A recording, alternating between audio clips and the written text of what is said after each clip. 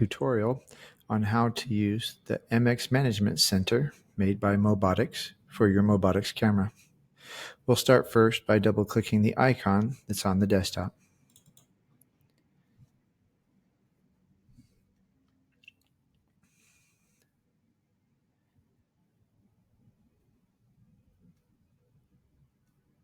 This is our office camera. You can tell by the cars going by that this is in live mode right now. I want to get into playback mode because that's what we're most likely going to need, but I have to get there first. Normally there's a bar up here at the top that'll allow me to switch. If that is ever missing for you, press the Alt key and that will toggle the bar being present, not present. Click on View and go to Playback. A lot of features that I'm not going to cover you can find more about by pressing the Help icon in the upper right hand corner and then clicking on one of the tags.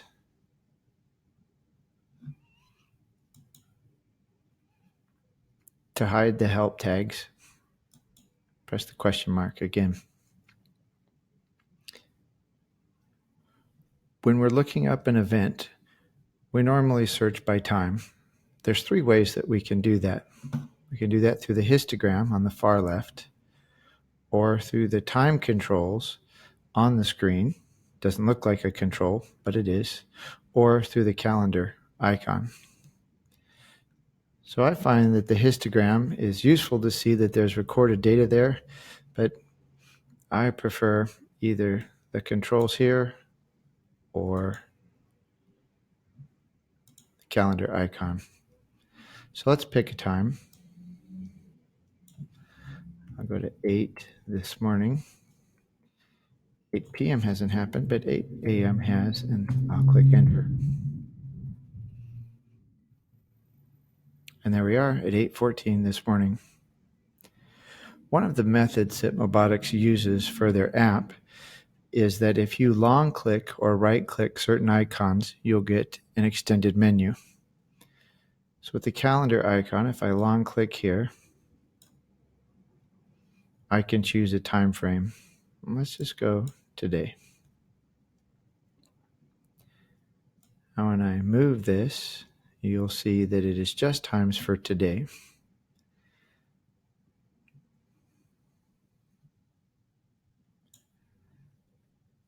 And I'll select a time. I don't know if you can see the spinning wheel there, but it's thinking, it's retrieving the file.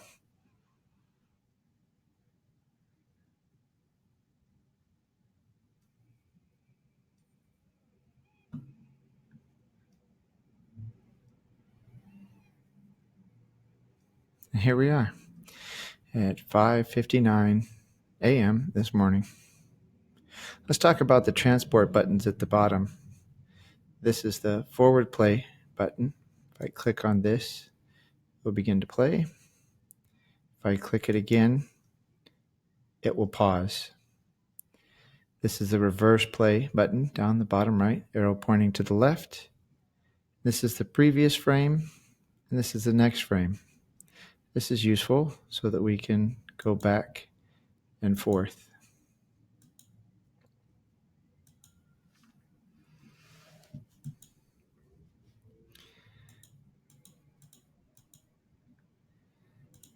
Now for our purposes, what I'm looking for might be in the right lens. This is the lens selection right down here in the bottom left, and you can either long click or you can drag. If I drag, you'll notice it changes colors to indicate which sensor it's going to highlight.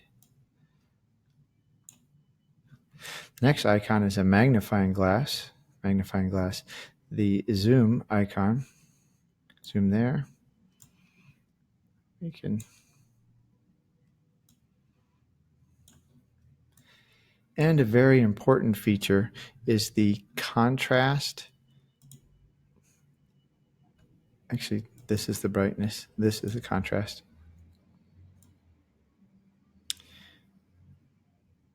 This is very useful because the light is not always the same.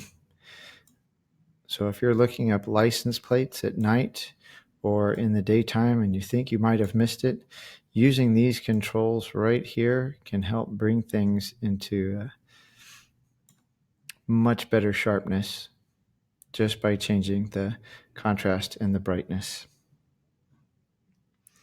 When you finally selected something that you want to save, then it's time to export it. Before you can do that, you have to tell the software what you want to export. I'm going to click on the Start Export button right over here. And let's long click. Take a look at that. So it's only about 20 seconds. Let's make that a bit longer. We'll go to 6.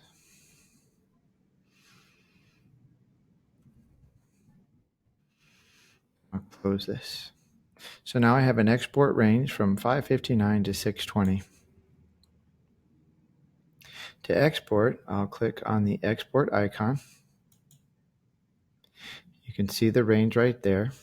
And there's basically two versions of export you will need. One is the Mobotix export, which means you can bring it back into this program and view it, or PC, which means you're going to save it as an AVI file, and that's what you would give to the police, not to mention a snapshot.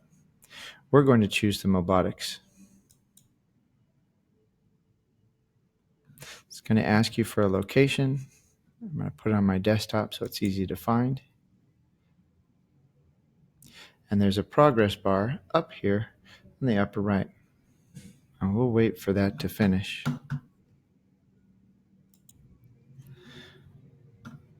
While that's finishing exporting, I'll talk about the advantages of exporting.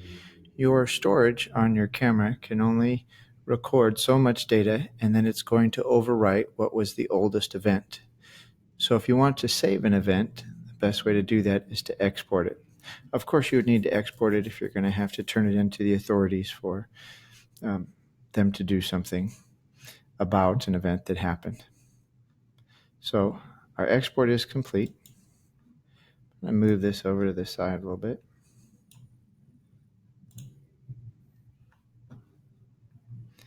And I'm going to drag my file right back into the playback window.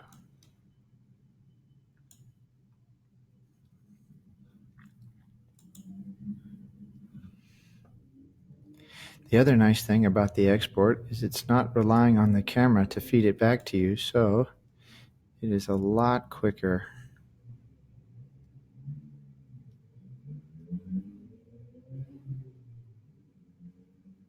And you can see the light changing from the morning, early morning to later morning. One last thing that you can do under File and Preferences, you'll want to check where the path is for your snapshots. I've put this on my desktop so that at any time if I take a snapshot,